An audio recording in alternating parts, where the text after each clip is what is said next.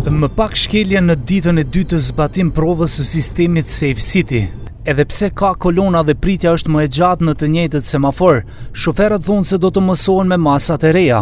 Arrini pak më vonë në shtëpi, por të sigurt, qytetarët të ndarë në mendime. Më të moshuarit mirëpresin sistemin e ри, posaçërisht e nevojshme për këmbësorët. Требаше тоа одамна да се тоа воспостави и многу рокот долго е рокот што као она да се испитува. Недела дена доста и одма у акција одма. Па гледате за еден ден колку има нели прекрши, што кажа 110.000 има злоупотреби, значи подхитно. А ние сме најнезаштитени пешаците. Зошто заслужува овој народ да биде казнет? Зошто да не биде едуциран, да не... Не, во ред е тоа све, али сакам да кажам, кога се виши тој систем поставен, одма да биде у функција. Значи, одма да биде у функција. Нема се денеска, утре, 3 месеца, 6 месеца, одма у функција. И одма показни. И нема стрина, тетка, брат, шурак, сите да се бидат казнати. Јас сум возач, денеска и вчера, да не веруваш. Дека што таа вред, да сакаш да го одудриш, да можеш да удриш. 40-50 изград, толку е. Ти се навикнеме. Се примети разликата на возење? Се примети. На подобрување или на... Подобрување.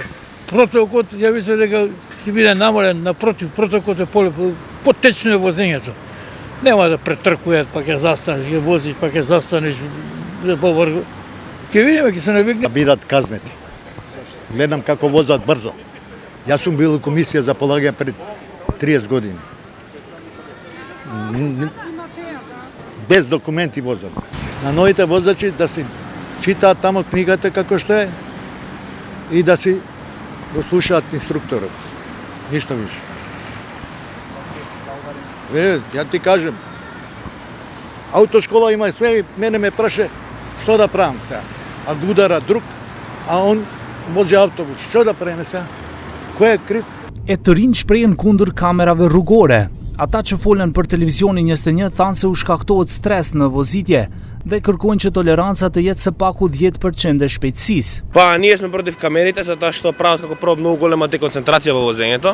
Значи кај да гледаме дали има камери или да возам. Затоа сметаат и баш кај многу се строги законите. Не идеш на 50 за 51 веќе казна пишува. Не иде, например, на семафор, уште не почнала трепка жолто, веќе луѓето стојат. Многу сме под стрес. Да, многу сме под стрес додека возиме. А тоа не е добро.